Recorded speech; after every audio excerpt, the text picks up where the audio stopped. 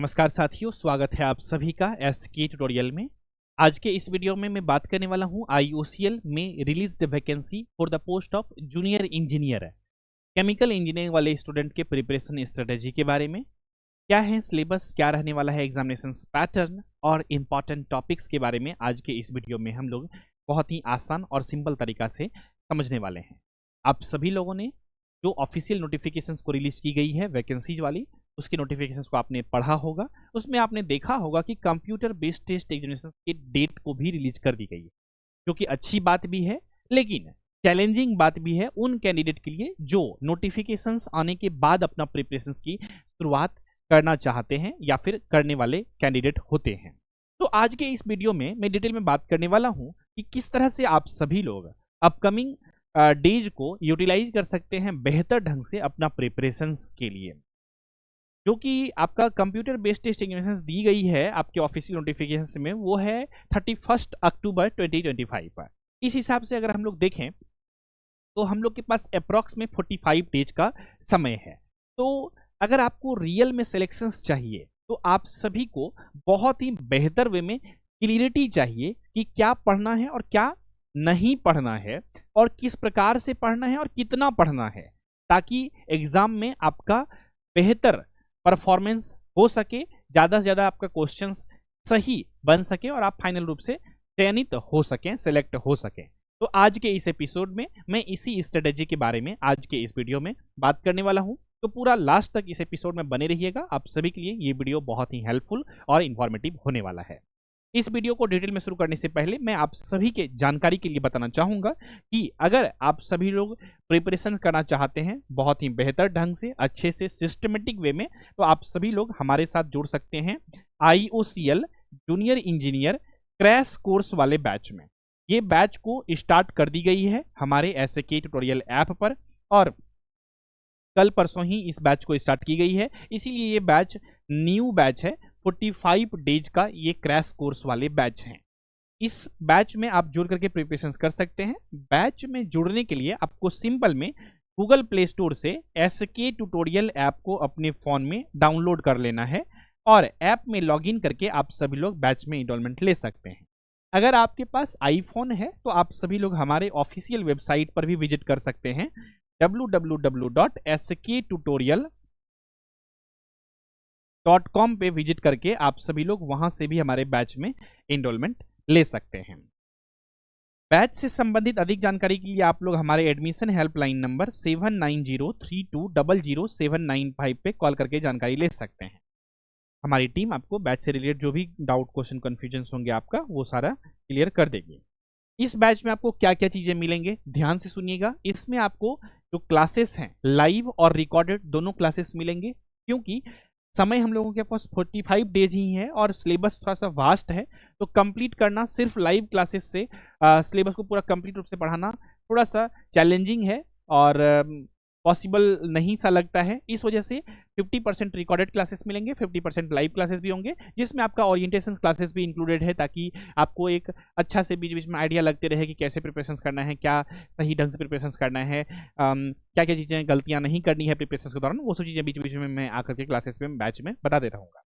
तो ये पूरा कंप्लीट आपका सॉल्यूशंस है। अगर आप चाहें तो इस 45 डेज के क्रैश कोर्स वाले बैच में इनरोलमेंट ले सकते हैं और अपना प्रिपरेशंस को बेहतर ढंग से कर सकते हैं। इस बैच में आपका टेक्निकल और नॉन टेक्निकल दोनों पढ़ाए जाएंगे, इसीलिए आपको दूसरा कहीं और जगह से भटकने की आवश्यकता नहीं है और कुछ भी चीज़ों के लिए परेशान होने की आवश्यकता नहीं है। साथ ही साथ खुशी की बात यह है कि इसी बैच में ही आपको इंक्लूडेड मैं आप सभी को टेस्ट पेपर भी फ्री में इसी बैच के अंदर मैं आप सभी को देने वाला हूं, जिसे हम लोग मॉक टेस्ट बोलते हैं, सैंपल पेपर बोलते हैं। वो सब चीज़ें आपको इस बैच के अंदर ही इंक्लूडेड आप सभी को मिलेंगे, ताकि आप सभी लोग वन स्टेप कर सकते हैं, एक ही जगह पे आपको सब कुछ मिल सके बहुत ही अफोर्डेबल प्राइस में। खैर, अब आते हैं हम लोग इस एग्जामिनेशन के सिलेबस के बारे में हम लोग समझते हैं। लेकिन सिलेबस के बारे में जानने से पहले मैं एग्जाम पैटर्न के बारे में डिस्कस करना चाहूँगा, क्योंकि इस बार IOCL ने जूनियर इंजीनियर पोस्ट के लिए जो वैकेंसीज को रिलीज की है इसमें एग्जामिनेशन पैटर्न में बदलाव कर दिया है। जो 2024 में वैकेंसीज आई थी 2024 में, उस वक्त एग्जाम पैटर्न कुछ और थे, नंबर ऑफ क्वेश्चंस जो है टेक्निकल का कुछ और था और टेक्निकल नॉन टेक्निकल का कुछ और था। कुछ और का मीन्स क्या है कि 75 क्वेश्चंस टेक्निकल के आए थे और 25 क्वेश्चंस नॉन टेक्निकल के आए थे पिछले साल, लेकिन इस बार जो है 50-50% का रेशियो कर दिया गया है एग्जाम पैटर्न में। तो इसको समझ लेते हैं। तो इसका एग्जाम पैटर्न है, इसको दो पार्ट में बांटी गई है, जिसे हम लोग पार्ट ए बोल सकते हैं और इसे हम लोग दूसरा पार्ट को हम लोग पार्ट बी बोल सकते हैं। तो पार्ट ए से जो है 50 क्वेश्चंस आएंगे और इसी तरह से पार्ट बी से भी जो है 50 क्वेश्चंस आपको देखने को मिलेगा। सभी क्वेश्चन जो होंगे वो MCQ क्वेश्चंस होंगे, मल्टीपल चॉइस क्वेश्चन होंगे, और ये जो होगा इस कंप्यूटर बेस्ड टेस्ट एग्जामिनेशन होगा। देखिए IUCL में जूनियर इंजीनियर पोस्ट की ये जो वैकेंसी आई है, इसमें जो सिलेक्शंस के स्टेज हैं वो बेसिकली 2 स्टेज हैं। अगर पहले आप कंप्यूटर बेस्ड टेस्ट एग्जामिनेशन देंगे और इसमें अगर आपका अच्छा मार्क्स रहेगा तो मार्क्स के बेसिस पे आपको शॉर्टलिस्ट किया जाएगा GT, GD और पर्सनल इंटरव्यू के लिए, और इसको आप लोग देंगे। इसके बाद आप जो है आगे के स्टेप्स के लिए बेसिकली आगे का स्टेप मेडिकल टेस्ट होती है बेसिकली, जो भी लोग फाइनल रूप से सेलेक्ट हो जाते हैं। ठीक है, तो यहाँ पर कंप्यूटर बेस्ड टेस्ट एग्जामिनेशन पहला स्टेज है, तो इसके बारे में हम लोग पहले बात कर लेते हैं।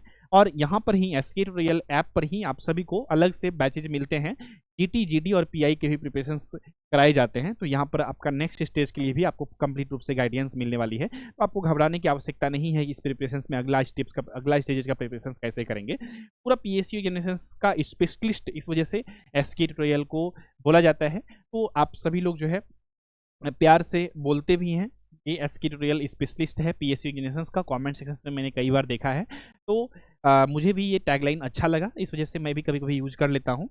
तो यहाँ पर ये सारे स्टेजेस हैं। तो फिलहाल हम लोग कंप्यूटर बेस्ड एग्जामिनेशंस के लिए देखें कि इसका जो एग्जाम पैटर्न है 2 पार्ट में है। पार्ट ए में आपका जो है टेक्निकल क्वेश्चंस मान लेते हैं हम लोग कि यहाँ पे आपका केमिकल इंजीनियरिंग से रिलेटेड क्वेश्चन पूछे जाएंगे, टेक्निकल क्वेश्चंस। और जो पार्ट बी है यहाँ पर आपका नॉन टेक्निकल क्वेश्चंस यानी कि जनरल एप्टीट्यूड के क्वेश्चंस यहाँ से आपसे 50 मार्क्स के पूछे जाते हैं। आई होप आपको ये क्लियरिटी आ गया होगा। चलिए अब हम लोग समझते हैं इसके प्रिपरेशन स्ट्रेटेजी के बारे में, एक एक इन्फॉर्मेशन को। देखिए एक बात बता देता हूँ मैं आप सभी को कि आप किसी भी कॉम्पिटिटिव एग्जामिनेशन का प्रिपरेशन करिए, टेक्निकल एग्जामिनेशन का खास तौर पे, तो जहाँ पर टेक्निकल हो और नॉन टेक्निकल पार्ट हो, तो मैं जनरली रिकमेंड करता हूँ टेक्निकल स्टूडेंट को कि अगर उस एग्जाम में नॉन टेक्निकल के क्वेश्चंस आ रहे हैं तो वो आपके लिए हलवा है, वो आपके लिए एक अपॉर्चुनिटी है कि आप उसको बेहतर ढंग से वो सारे क्वेश्चंस को अटेम्प्ट करें और अपना स्कोर को बेहतर कर सकें। तो आपका पहला जो टारगेट होना चाहिए, ये नॉन टेक्निकल का पार्ट को आपको इतना स्ट्रांग कर लेनी है कि जब नॉन टेक्निकल का पार्ट से 50 क्वेश्चंस आपसे MCQ क्वेश्चंस आए तो इसमें आपका 45 प्लस क्वेश्चन एग्जाम में आपका सही हो, इतना प्रैक्टिस करके जाना है। क्योंकि आप टेक्निकल को पढ़िए या फिर नॉन टेक्निकल को पढ़िए, क्वेश्चंस नॉन टेक्निकल का अटेम्प्ट करिए, टेक्निकल का अटेम्प्ट करिए, एक क्वेश्चन सही होगा तो 1 मार्क्स ही मिलेंगे। तो इधर जो है आसान है थोड़ा सा मार्क्स को स्कोर करना, सिलेबस डिफाइंड है और पैटर्न भी डिफाइंड है, दैट्स वाई यहाँ पर जो है चांसेस ज़्यादा हैं और आप जो है यहाँ पर मार्क्स को स्कोर करने के लिए एलिजिबल हो सकते हैं। यहाँ पर मार्क्स को आप स्कोर कर सकते हैं बेहतर ढंग से अगर आप लोग चाह लेंगे तो।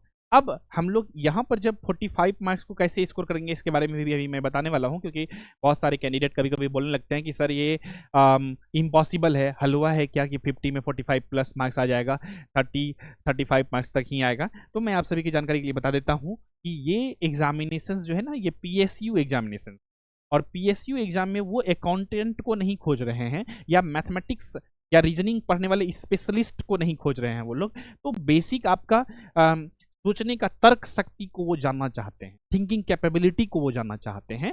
इस वजह से वो लोग बेसिक क्वेश्चन पूछते हैं मैथ्स के, रीजनिंग के, ठीक है, इंग्लिश लैंग्वेज के। तो क्वेश्चंस का लेवल क्या रहता है, अगर दूसरे एग्जामिनेशन से इसे कंपैरिजन करें तो कोई ऐसा एग्जांपल है मार्केट में जिसका हम लोग एक आइडिया ले सकते हैं? हाँ, रेफरेंस के लिए हम लोग समझ सकते हैं कि जितना भी बैंकिंग एग्जामिनेशन होता है ना, बैंकिंग में 2 लेवल का एग्जाम होता है, एक होता है PO लेवल का और एक होता है क्लर्क लेवल का। तो क्लरिकल लेवल का जो एग्जामिनेशन होता है उसी तरह से आप लोग एज्यूम कर सकते हैं, क्वेश्चंस का वही लेवल रहता है नॉन टेक्निकल सेक्शंस में। अब सोने पे सुहागा ये है कि आप सभी को एक बहुत ही इंपॉर्टेंट सीक्रेट इन्फॉर्मेशन देने जा रहा हूँ, वो भी क्लियरिटी के साथ, कि बैंकिंग एग्जामिनेशन को कंडक्ट करने के लिए कौन सी एजेंसीज कंडक्ट करती है। आप सभी को पता होगा कि IBPS कंडक्ट करती है, क्लियर है, सभी लोगों को पता है, ठीक है। तो आपका IUCL एग्जामिनेशन को इस बार IBPS ही कंडक्ट कर रही है। क्या बोला हमने?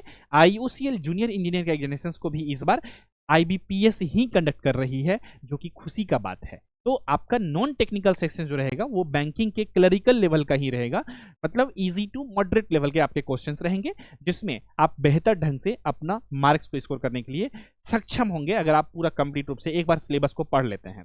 और जो हमने क्रैश कोर्स बैच आप सभी को दिया है उसमें आपका नॉन टेक्निकल भी इस एग्जामिनेशन ओरिएंटेड, इस एग्जामिनेशन के डिमांड और लेवल के अकॉर्डिंग बनाई गई है। तो आप वहां पर 50 में 45 प्लस मार्क्स को स्कोर करने के लिए बेसिकली सक्षम हो पाएंगे अगर आप अच्छे से सिलेबस को पढ़ के फाउंडेशन बना करके प्रैक्टिस को आप अच्छे से करेंगे तो। ठीक है, ये चीजें मैं उम्मीद करता हूं यहां तक समझ में आ गई होगी आप सभी को।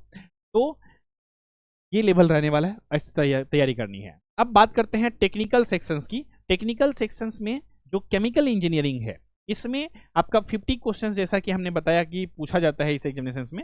अब 50 क्वेश्चंस में से क्या टेक्निकल में 50 आउट ऑफ 50 लाना पॉसिबल है? तो पॉसिबल है, लेकिन थोड़ा सा चैलेंजिंग है, क्योंकि ये टेक्निकल है और टेक्निकल का सिलेबस जो होता है वो वास्ट होता है। क्वेश्चंस जो आने की पॉसिबिलिटी होता है वो बहुत ही वाइड होता है। न्यूमेरिकल भी आ सकते हैं, क्वेश्चंस के थ्योरेटिकल क्वेश्चंस ट्विस्टेड आ सकते हैं, जो लॉजिकल हो सकते हैं। तो यहाँ पर कोई नहीं कह सकता है टेक्निकल में 50 आउट ऑफ 50 मैं ला ही लूंगा या फिर इतना करेंगे तो आ ही जाएगा। ठीक है, यहाँ पर ये कह सकते हैं कि हाँ मैक्सिमम मार्क्स हम लोग स्कोर करने की पूरा कोशिश करेंगे, इस तरह से प्रिपरेशन स्ट्रेटेजी को फॉलो करनी चाहिए। ठीक है, तो फिर भी यहाँ पर 50 क्वेश्चंस में से आउट ऑफ 50 में आपको 40 तक के मार्क्स आप ला पाएंगे अगर आप मेरा क्लासेस को अच्छे से सभी क्लासेस को अटेंड करेंगे, प्रॉपर वे में रिवीजन करेंगे, और साथ ही साथ जो मैं आप सभी को sample paper test paper provide करने वाला हूं बैच के अंदर, उससे आप कंप्लीट रूप से अच्छे से सभी सैम्पल पेपर के सभी एमसीक्यू क्वेश्चंस को प्रैक्टिस कर लेंगे, तो आप जो है बेसिकली यहाँ पर पूरा 40 मार्क्स तक स्कोर कर पाएंगे। तो देखिए अल्टीमेटली 45 मार्क्स 40 मार्क्स 85 मार्क्स हो जाएगा। अनरिजर्व कैटेगरी के लिए 100 में 85 मार्क्स ये अच्छा स्कोर है, अच्छा मार्क्स है, सिलेक्शन के चांसेस आपका हो जाएंगे। अब चूंकि इस ये एग्जामिनेशन जो है 100 मार्क्स का आप सभी का हो रहा है, जैसे 50-50 को अगर आप लोग जोड़ देंगे तो 100 मार्क्स का हो रहा है ये कंप्यूटर बेस्ड एग्जामिनेशन, जिसमें से एक क्वेश्चन अगर आप सही करते हैं तो आपको 1 मार्क्स मिलेंगे, लेकिन अगर आप एक क्वेश्चन गलत करते हैं तो आपका जो है माइनस हो जाएगा 0.25 मार्क्स, यानी कि इस एग्जामिनेशन में निगेटिव मार्किंग भी है। इस वजह से आप सभी क्वेश्चन में तुक्का तो नहीं लगा सकते हैं। इस वजह से कट ऑफ जो है 85 जो है ये मैक्सिमम है, इसी के आसपास रहने वाला है। एक टेंटेटिव है, ये कोई मतलब ये नहीं कर रहा हूँ कि 85 ही जाएगा, लेकिन आपको कोशिश करना ही ज़्यादा मार्क्स लाने का, इतना तो लाना ही चाहिए आप सभी को आउट ऑफ 100, और लाएंगे भी बहुत सारे कैंडिडेट, क्योंकि बहुत सारे पहले से प्रिपरेशंस कर रहे हैं। आप सभी लोग हो सकता है नोटिफिकेशंस को देखने के बाद आप प्रिपरेशंस के लिए शुरुआत करना चाह रहे हैं, 45 डेज का एक स्ट्रेटेजी प्लान को देखना चाह रहे हैं, लेकिन कुछ ऐसे भी कैंडिडेट हैं हमारे PSU क्रैकर्स बैच में जुड़े हुए, वो लोग पहले से प्रिपरेशंस कर रहे हैं। तो आपके कॉम्पिटिशन उस तरह के कैंडिडेट से है, हो सकता है और भी जगहों से और सभी लोग कैंडिडेट भी प्रिपरेशंस कर रहे होंगे पहले से, तो कंपटीशन आपका उन लोगों से है। ठीक है, तो अच्छे से बेहतर ढंग से प्रिपरेशंस आपको करनी होगी सिलेक्शन अगर चाहिए तो ये हो गया टेक्निकल की पार्ट। अब हम लोग बात कर लेते हैं थोड़ा सा इंपॉर्टेंट टॉपिक क्या है आपका केमिकल इंजीनियरिंग में। केमिकल इंजीनियरिंग में टॉपिक जो है टोटल 5 सेगमेंट में बटे हुए हैं अगर आप लोग ऑफिशियल सिलेबस को देखेंगे तो, लेकिन सबसे जो इंपॉर्टेंट सेगमेंट है वो आपका IUCL एग्जाम के लिए देखूं तो सबसे पहले तो बेसिक फंडामेंटल है, इसके बाद आपका CRE केमिकल रिएक्शन इंजीनियरिंग से क्वेश्चन पूछे जाएंगे, और इसके बाद यहाँ पर जो है ना पेट्रोलियम रिफाइनरीज से रिलेटेड, पेट्रोकेमिकल से रिलेटेड क्वेश्चन जो है ज़्यादातर इसमें पूछा जाता है। Industrial instrument equipment management maintenance सबसे रिलेटेड क्वेश्चंस यहाँ पर आपको MCQ क्वेश्चंस के रूप में देखने को मिलता है। मैं आप सभी को प्रीवियस ईयर क्वेश्चन पेपर भी यूट्यूब पे कराने वाला हूँ, तो आप सभी लोग इस यूट्यूब चैनल को सब्सक्राइब करके इस वजह से रख सकते हैं, ताकि अपकमिंग डेज में जब मैं प्रीवियस ईयर क्वेश्चन पेपर को कराऊंगा विथ एक्सप्लेनेशन कि कौन से टॉपिक्स आया हुआ है, इसका आंसर ऑप्शन ABC में D में से एक ऑप्शन क्यों सही हुआ, मतलब सब कुछ के साथ क्लियरिटी के साथ अगर मैं एक्सप्लेन करूंगा बेहतर ढंग से तो आपको भी एक विजन आएगा, क्लियरिटी आएगा कि हाँ इस तरह के क्वेश्चंस आते हैं। तो मैं डिफिकल्टी लेवल जो होता है केमिकल इंजीनियरिंग में क्वेश्चंस के, उसको बहुत ही बेहतर ढंग से फील किया हूं, और इसी फीलिंग के साथ मैं आप सभी को बहुत ही बेहतर ढंग से केमिकल इंजीनियरिंग के भी सारे कॉन्सेप्ट को बेहतर ढंग से गाइड कर सकता हूं, और एग्जाम ओरिएंटेड आप सभी को प्रिपरेशंस करने के लिए सलाह दे सकता हूं, सजेस्ट कर सकता हूं, और आप सभी लोग सिलेक्शंस ले सकते हैं।